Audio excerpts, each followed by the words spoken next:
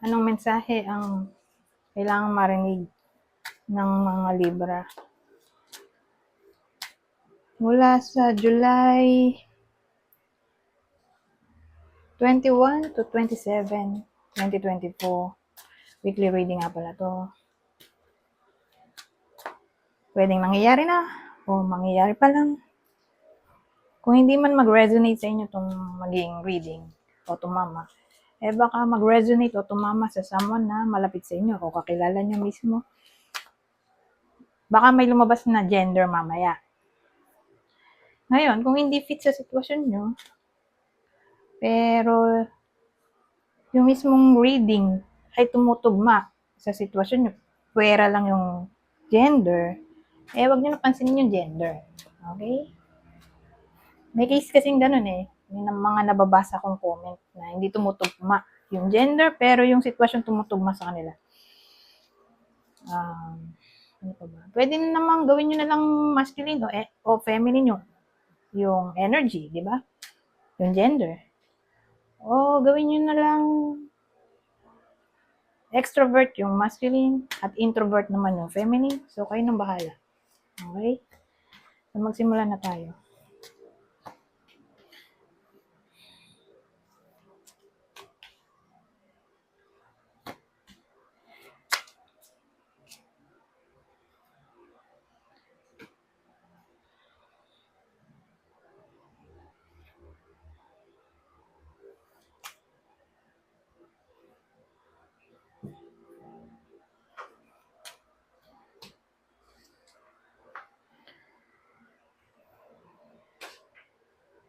Ito maganda Pangit, maganda. Pangit, maganda. Yung dulo, maganda. So, sa madaling salita,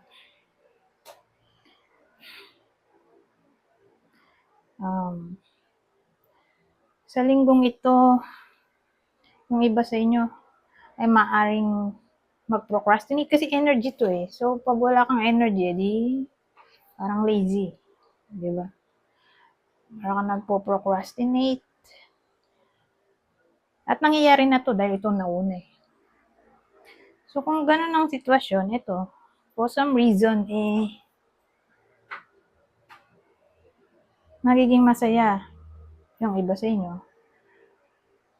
O, siguro magkakaroon siya ng clarity para maging successful.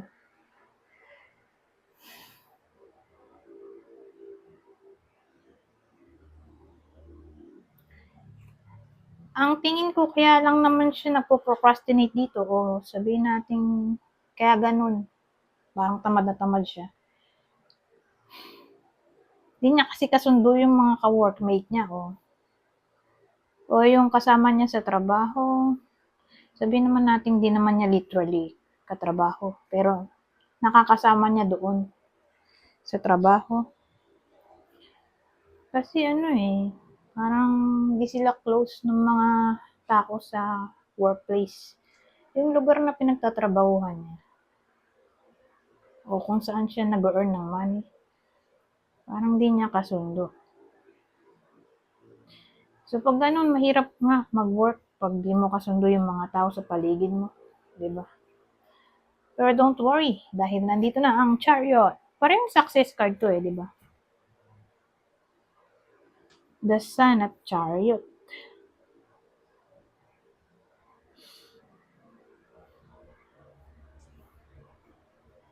Pero ito, siya success through hard work sa pananaw ko.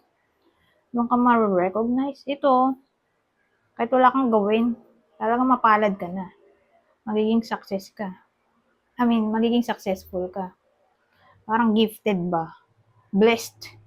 Pagdasan. Ito, Chariot. Para ma-recognize ka nga kailangan mo mag-hard work muna. Yun yung difference para sa akin.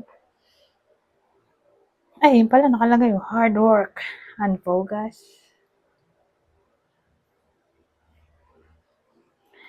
Saka nakalagay dito obstacles overcoming obstacles. Ito rin naman. Luck nga rin to eh. Anything na parang problema mo, maayos sa dasal. Ganon din dito sa Chariot. So sabihin natin, yun ang nagkukos ng problem sa iba sa inyo. Yung mga nakakasama nila sa trabaho, kasi di nila ka-close o nainis sila sa kanila. Don't worry. Kung sabihin natin hindi talaga kaya mapag-ayos. Kasi ito pwede rin eh. Kaya nitong dalawa na pag-ayusin ng problema. Pero kung hindi talaga kaya, na pagbatiin ng mga magkakaaway, tingin ko maghihiwalay kayo ng landas. So sa week na to, walang trouble kasi hindi kayo magkasama.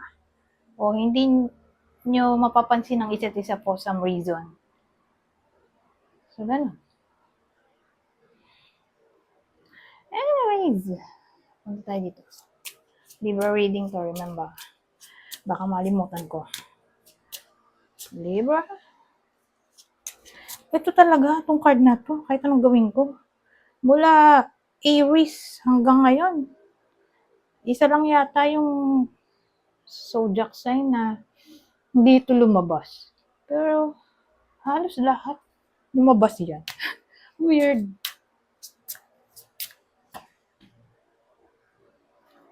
Rich gentleman. Pero don't worry, wala naman tong problem. Pero kung yan lumabas sa Sibila, doon medyo may problem. Ito, keeper naman to eh. So, magkakaiba naman sila. Pero pare silang may military person. Anyways, dito sa keeper, ito, sinisimbolize niya yung authority, yung power, usually may kinalaman siya sa rules and regulations, law, kasi nga, powerful, di ba? Magiging powerful ka lang naman kung may influence ka. O matas ito, reputation mo. So, yan, pwedeng boss. Basta anyone na mataas posisyon. Yan. O someone na may trabaho na lahat sila ay naka-uniform. Pare-pare silang may uniform. O someone na in control. Gusto niya laging in control. Rich gentleman. Ito, kung dito literal na mayaman, sabagay, may position siya dito eh, di mayaman na siya. Dahil malaki sahod, pag may posisyon. Pero kung di daw to literal na mayaman, mayaman sa wisdom, values, morals, di good person. Pero ang difference nito sa good gentleman, ito younger version. So, probably 40 and above. Yun namang rich gentleman, 40 and above. Ito pala, 40 and below. Siya yung mas bata. So, sabihin natin yung iba sa inyo na lalaki. Pero ito lalaki. Laking energy. Pero again, pwede namang gawin nyo na lang itong masculine energy. O extrovert kung di kayo makarelate. Pero mas maganda kung ganitong sitwasyon. Someone na lang na lalaki. Nakakilala nyo. O, yung nanonood mismo lalaki. Sabihin natin gano'n. At yun nga, 40 pababa ang edad. Magtitake siya ng somewhat control sa buhay niya. Parang gusto niyang ayusin ang buhay niya, maging organized. Parang siyang imagine ko yung emperor. Ganun yung dating.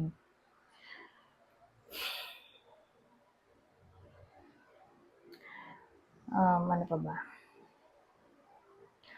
Who knows? Baka naman ma-promote itong 40 and below na edad.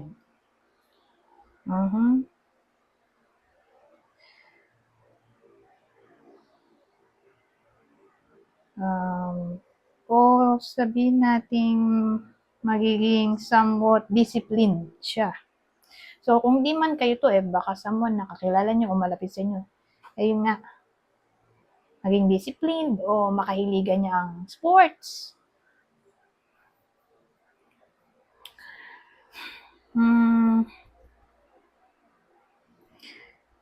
In control. Pero pwede rin kasing ganito yan. Di ba in control? Ibang senaryo, baka maging boss, naman, sobrang boss. So beware. Siguro yun yung negative situation na yun nga, baka sa sobrang authority, maging demanding naman, masyadong controlling.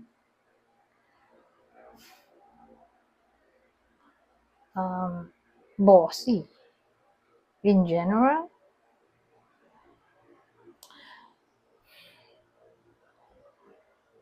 So, yan. Ganyan yung